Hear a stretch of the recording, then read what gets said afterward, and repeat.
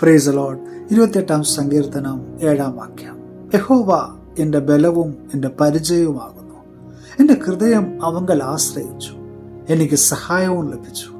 അതുകൊണ്ട് എൻ്റെ ഹൃദയം ഉല്ലസിക്കുന്നു, പാട്ടോടെ ഞാൻ അവനെ സ്തുതിക്കുന്നു. അനുഗ്രഹിക്കപ്പെട്ട നല്ല ദിവസത്തിനായി നമുക്ക് സ്തോത്രം ചെയ്യാം. അപ്രതീക്ഷിതമായിട്ട് ചില പ്രതിസന്ധികൾ നമ്മുടെ ജീവിതത്തിൽ കൊടുങ്കാറ്റ് പോലെയും തിരമാല കണക്കെയുമൊക്കെ വീശി അടിച്ചേക്കാം.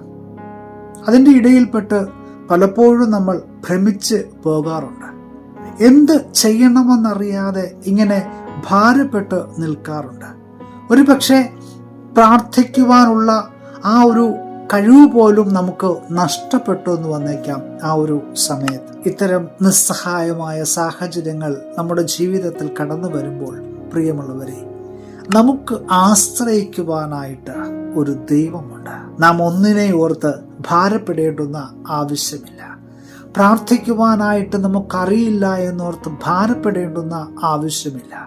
നമ്മുടെ ഭാരങ്ങൾ അത് കർത്താവിൻ്റെ സന്നിധിയിലേക്ക് ഇറക്കി വയ്ക്കുമ്പോൾ അവൻ നമ്മുടെ മനമറിയുന്ന ദൈവമാണ്. ദാവീദും ഇവിടെ ഉറക്കെ നിലവിളിക്കുകയാണ്. 1-ാം വാക്യം നാം വായിക്കുന്നത് ഇപ്രകാരമാണ്: യഹോവേ, ഞാൻ നിന്നെ വിളിച്ച് അപേക്ഷിക്കുന്നു, എൻ്റെ പാറയായുള്ളവേ, നീ കേൾക്കാതിരിക്കരുതേ. ഞാൻ നിന്നോട് നിലവിളിക്കുമ്പോൾ എൻ്റെ യാചനകളുടെ ശബ്ദം കേൾക്കണമേ. എത്ര ഹൃദയം തുറന്നുള്ള പ്രാർത്ഥനയാണ്!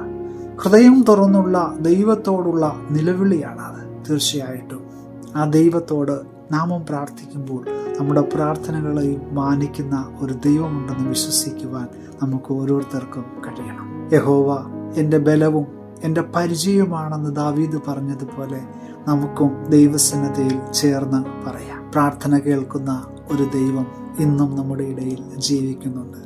അവൻ്റെ കരങ്ങളിലേക്ക് നമ്മുടെ ഭാരങ്ങൾ ഇറക്കി വയ്ക്കാം.